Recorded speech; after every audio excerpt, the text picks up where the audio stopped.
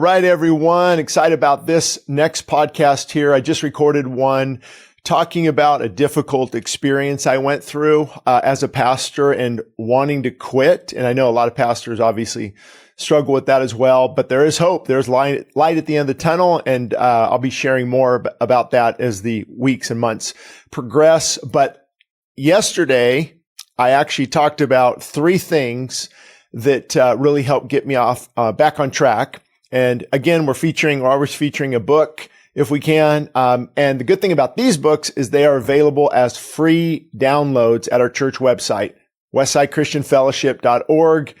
And all my books are there as free downloads.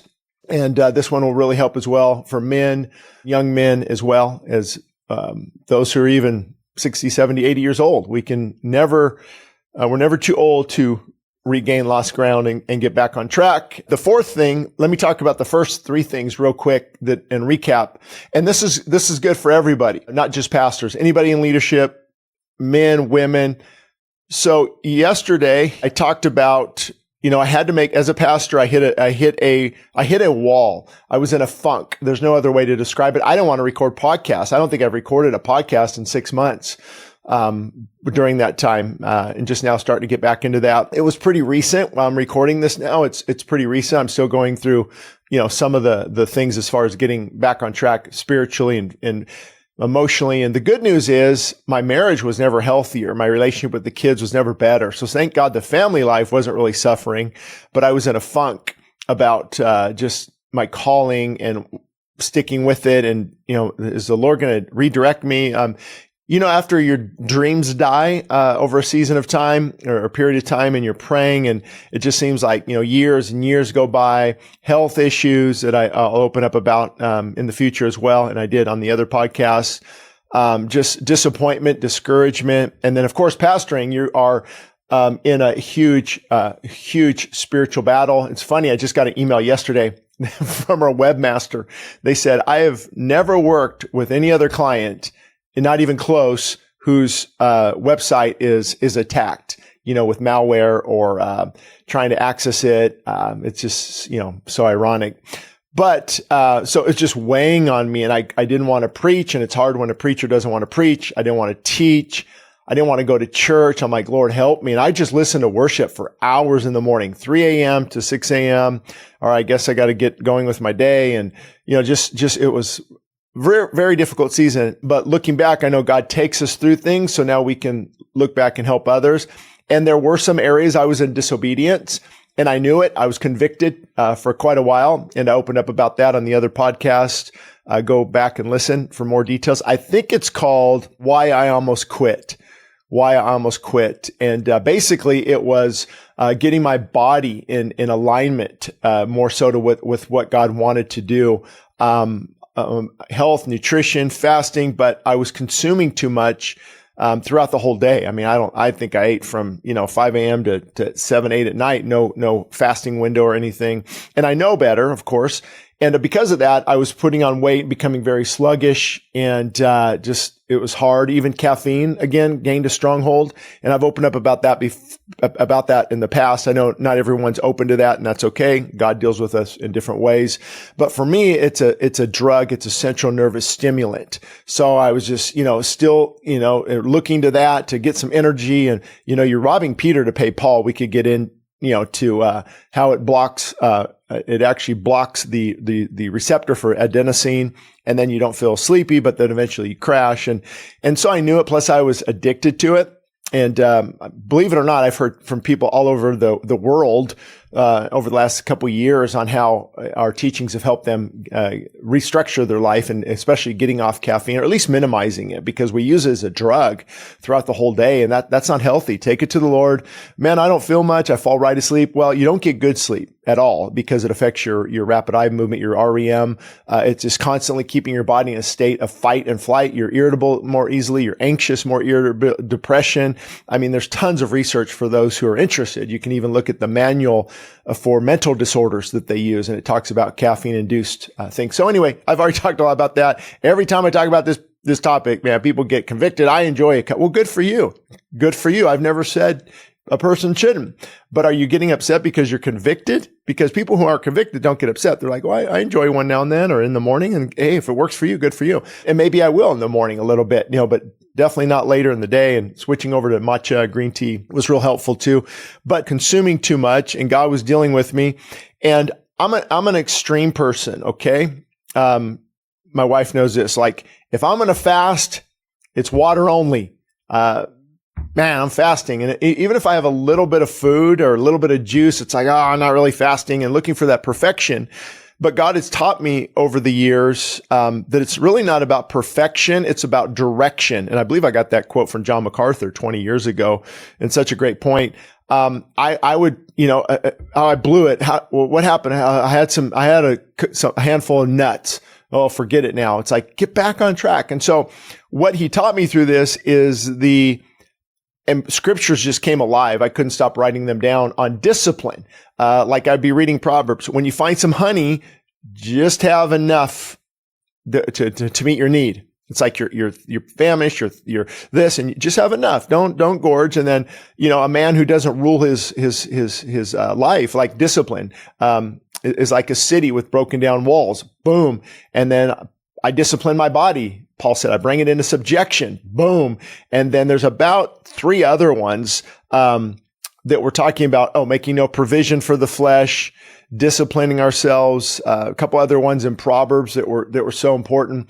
And so I realized that I was lacking discipline in that area. And so once I begin to shore that up, and I did go into, even as I'm recording this, actually, I'm in a season of fasting where it's just a very minimal amount, and I feel so great. My energy is so good. Something like the Buchenheimer Wellhimly Clinic in Germany, or Dr. Paul Brillhart's incredible book, Fasting in a Gluttonous World. Fasting in a Gluttonous World is very eye-opening. I highly encourage it.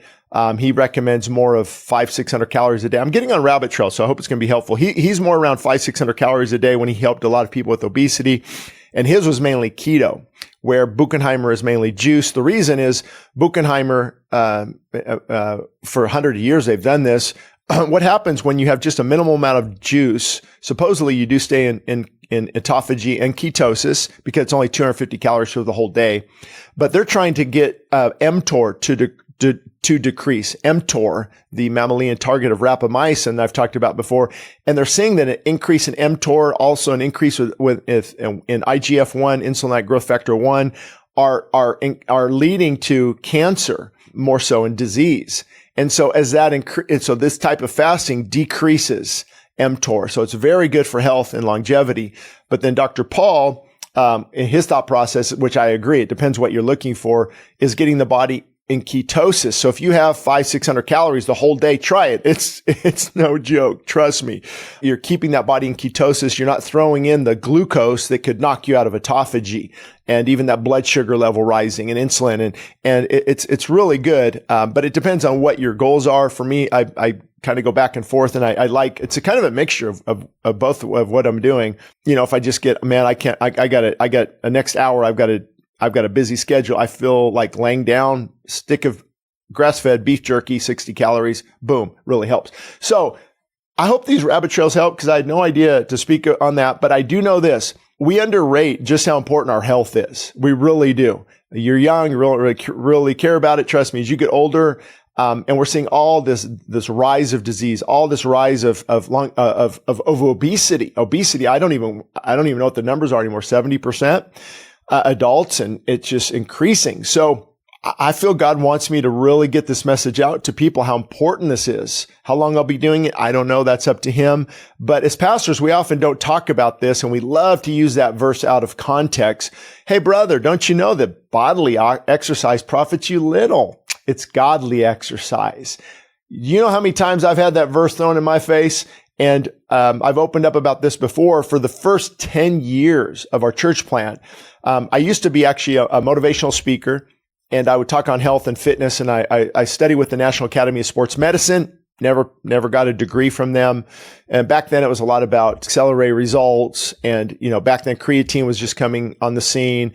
Eating 5 meals a day, the type of resistance training, HIIT training, which is high intensity interval training, and lots of things, at the core training was coming in as far as strengthening your core, and so many other things. And I wanted to bring that into, the church too. But they would keep saying those scriptures and, things like that. And like, okay, and kind of got defeated about it. But the irony is it was always the people who were out of shape. And they like being out of shape, and they like their junk food. They were the ones who were always lecturing me. And I've eventually realized that. So I eventually brought it back into the church, and just began to weave it into some of my sermons, have some health seminars. And the irony is the feedback we get, if you follow the ministry, we get lots of feedback from people all over, just recently, the UK, Canada, Africa, but one of the biggest things that people say is how much the ministry has helped them with health and fitness and fasting. We just had another couple people actually were traveled out here from different states because of that topic. It's like, okay, this is a big deal. So back to that scripture, it just says physical exercise when compared to spiritual disciplines is second place. It's a nothing because the physical realm is gone. It's the spiritual that matters. Now, to say that doesn't apply now as far as, but he did say it profits a little. It profits a little now physically because you can lead your family better. Can you imagine, husbands, if you took better care of yourself and you weren't snapping at your kids, you weren't craving alcohol or food, and you weren't getting sloppy and laying around a lot. And that's what's happening. The deadbeat dad. And again, I can struggle with these things myself. So I'm not casting stones. I'm not pointing fingers. I know there's fingers pointing back at me, but your health changes how you raise your kids, the energy you have with your kids. You can go shoot basketball with them, play baseball with them. You have more energy. It's incredible when you discipline your body. So if you can't fast, consider just a minimal caloric intake. Last night I told my wife I got 8 at night, cause you get real tired easier too, 8 till 2 a.m, just out. Didn't even get up, and then went back to sleep for an hour or two. But you should feel so much better. Not to mention that, is your marriage better? Absolutely. Pastor, are you preaching better? Absolutely, because the king's stomach has been dethroned. And as a result, the discipline results in the filling of the Holy Spirit. If you do teachings on how to be filled with the Spirit, of course, humbleness, meekness, brokenness, but all of those things take discipline. As you're disciplining your flesh, the byproduct is being filled with the Spirit. So it took me about 13 minutes to get to this point. But that was one of the things I talked about. I had to change this aspect of my life because I was just, the definition of insanity is doing the same thing, expecting different results. And that was not happening. I was stuck. Once I got my health back on track, and I was having some health issues as I was getting older, and I'm still in the process of losing some weight. You'll probably see here in future recordings that 215 I was at, now probably 203. And so I want to keep getting to a healthy weight and hopefully maintain that. Again, it's not about weight. If I would feel fine and everything was fine, I'd just stay here. But it's when you lessen that weight, it really helps. Also, did you know that for every 1 pound, and I've been having knee issues that are completely gone. For every 1 pound you lose, it takes away 4 pounds of pressure. Just let that sink in for a minute. Oh, my knee. Oh, this. Oh, my back. For every pound you lose, it takes away 4 pounds of pressure. You can research it. Studies have come out. PubMD probably talks about it as well. I'm sure National Academy of Sports Medicine, other places. But let's just say, you know what? You get on track and man, you lost 20 pounds. 20 pounds. That's 80 pounds less pressure. Jogging might happen again. I actually prefer walking over jogging. I think that's how we are designed. I'm going to do another podcast on this, but when it comes to health, fitness, fasting, what type of exercise, red light therapy, cold plunge, heat saunas, hydration in my water, how much water, if you just look it through a creation lens, it'll answer a lot of your questions. What diet is best? I hear keto this, I hear plant-based, and I've talked about all that. I'll feature that book. Oh, maybe this one you can download for free too. That's actually, I wrote that when I was coming out of 24-Hour Fitness. But what diet? And we get so confused. And if you're like me, you get confused and you overanalyze and it paralyzes you. When we're confused, we don't, well, if this isn't going to work, I don't want to do this. I'm eating too many carbs. Trust me, don't worry. You don't have to worry about this stuff. if you look at through the lens of creation, how did God create us? Did he create me to have a sweet potato now and then? Absolutely. But there might be a season where you need to minimize glucose and carbs, maybe just veggies and meat and, whole, raw dairy if you can get it and things like that. So how did God create us? What type of diet? God-given food. Initially, we were designed to eat vegetables, and then he allowed meat. And then within that, he gave the land over milk and honey and curds, which curds is dairy. But it's got to be clean. It's got to be in moderation. That's really the key. And then should I cold plunge? Sure. Absolutely. If you want to, go for it. Just don't get crazy about it. Should I do red light therapy? If you want, the sun's better. The sun's vitamin D. And I truly believe that the sun doesn't necessarily cause cancer. It's our own immunity that allows the cancer to penetrate. So, exercise. What type of exercise? Creation. Were we created to jog or walk? Of course, walk more. Now, if you want to jog, great. Sprinting's actually good. I can't do anymore. Maybe in the future. We can just keep going down the list. How much water? I just posted something, caused a little bit of a debate there. I've always thought, why do I have to drink this gallon of water? This is this is going to be tough. Now, if you're dehydrated and you need to do it, that's fine. But if you're eating a lot of, let's say fruit, veggies, the water from those things, you get water, you're fine. But I was, how was I created? To walk, there's a stream. You take some in from the stream and maybe you fill a little thing, your little wineskin, hopefully there's no wine in there, and you might need another hour. And I've always thought that, do we have to drink that much water? Is it really hydrating our cells? Because our cells are going to only hold so much water.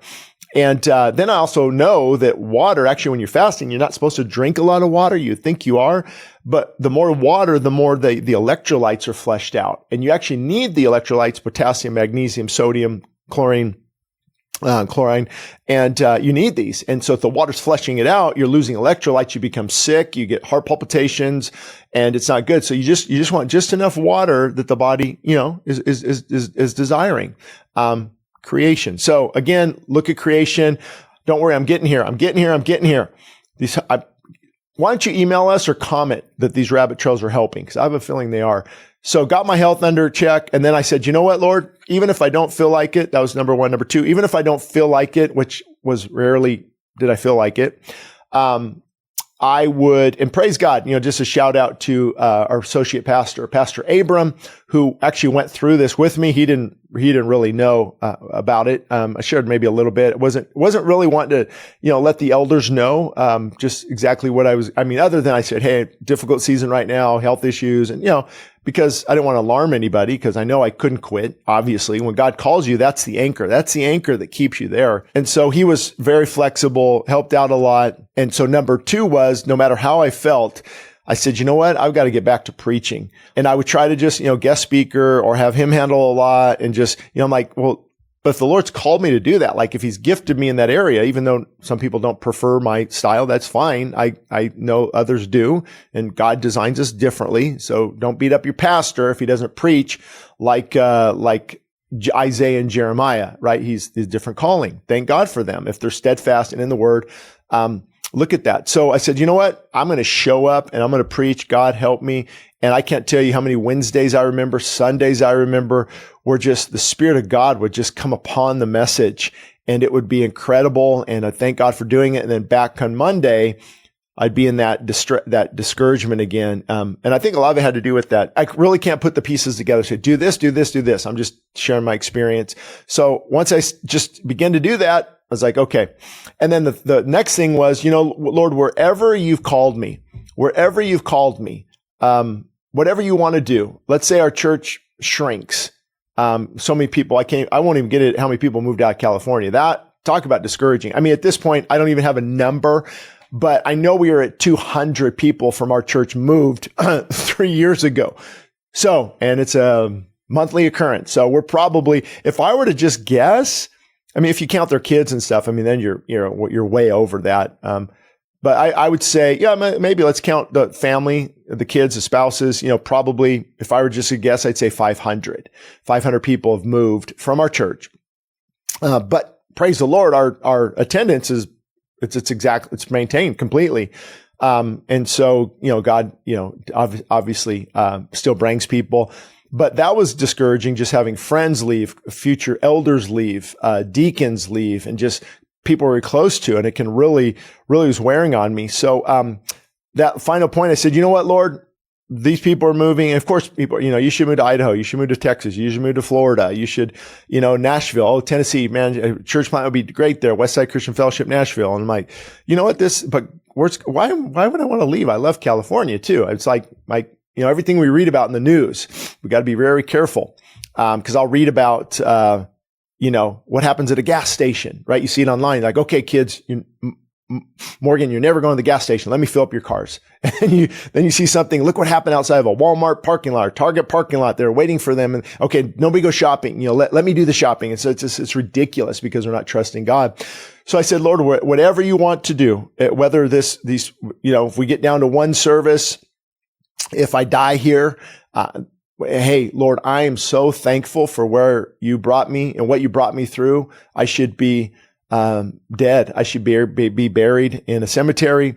I shouldn't even be experiencing this. God, there's so much I did in my 20s even that I just can't believe it, that I'm so ashamed of. Lord, thank you. I just want to be thankful for wherever you put me, whatever happens at the church. If I preach it down to one service, God, I know as long as I say humble and broken, not arrogant, God, it's my life. Here, take it with me. Take my life and, whatever you want to do with it. And, because during this time, I've got a friend of mine planted a church, a mile from my house, another friend, over in another area of town I have a passion for. It's like, wow, Lord, are we going to plant another church somewhere too? And so just kind of that reality that God gets you to that spot of brokenness. And so those three things really help. Here's a fourth thing I didn't talk about, which I would say probably is at the top of the list, obviously. And it goes along with the others, for sure. And that point is seek him no matter what's going on. Seek him no matter how you feel. Seek him regardless of the distractions and the discouragement. Seek him and you will find him. And so through all this, what I love is, I never lost my way to the altar necessarily. And I never, was thinking of walking away in regard to character and godly disciplines and things like just the role of pastor. But what I shared earlier, every morning, 3:00, 3:30, putting on worship and just pressing in, God, I don't feel like it, but Lord, I'm going to seek you with all of my heart. And just that pursuit turned into a passion. And it was interesting because I'm like, even though all this is happening, I love this relationship and I'm seeking you. It's almost like if I could explain it in terms you might understand, it was almost like God was holding me through this challenge. It's like, son, I've got you. There's some things I need you to work on. And as soon as you work on them, this load will be lifted. And I'd say, but Lord, I have this load and it's hard for me to do these things. Again, everything I just talked about the last 20 minutes, especially in regard to health and fasting and things. But Lord, I need, and it was just, but he was just kind of waiting for me. Those who wait upon the Lord also shall renew their strength. But I truly believe this. Often we're waiting on God. But could it be that he is waiting on you? I mean, that's a biblical principle. If we had time to break that one down, if you do this, I will do this. If you do this, I will do this. If you do this. And that word seek, I've talked about this before. The word seek it's not just like, oh yeah, I look for my glasses. No, it's like looking for your lost child. That is a type of seeking that the word breaks down into in the Hebrew.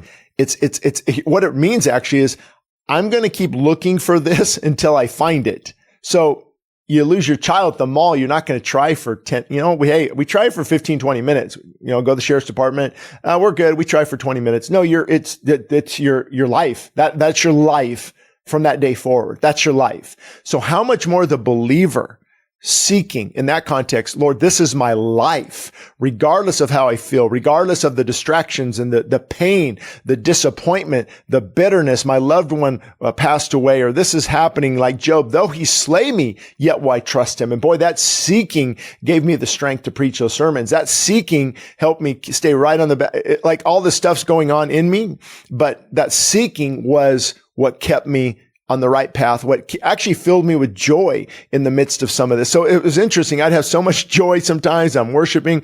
I just didn't want to go to church. I didn't want to preach. I didn't want to pastor anymore. It's like, I don't understand the dichotomy there, but it was very interesting. And of course, looking back now, I explained this in the last podcast. Once all this happened, God said, okay, it's like a reset, basically was a reset. Okay, now I want you to go, share a lot of this with other pastors. I'm like, well, how's that going to happen? And then I get an email, speaking engagement, down Southern California. Then I get another one comes in and from in Ohio to a large gathering there with I don't remember exactly where, Columbus. And then another email about how God's going to use this, and just and really seeing now, okay, He brought me through so I can help other people, not just pastors, anybody. I mean, you can be encouraged by any of this. He brought me through so I can help you as well in these 4 areas. I think these 4 areas are critical. I think they go together. Try 3 of them while giving into gluttony and just eating whatever you want, not much sleep, not caring about your body. It won't work. The physical affects the spiritual. What I mean by that is how I take care of my physical affects my spiritual. Even medication. If you're on certain medications that trip you up, that can affect your spiritual health. I mean, you name it. I mean, they're interwoven. I don't want to get deep into stuff that's not biblical, but if you look, biblically speaking too, the more you discipline your body, make no provision for the flesh, say no, resist Satan, flee, I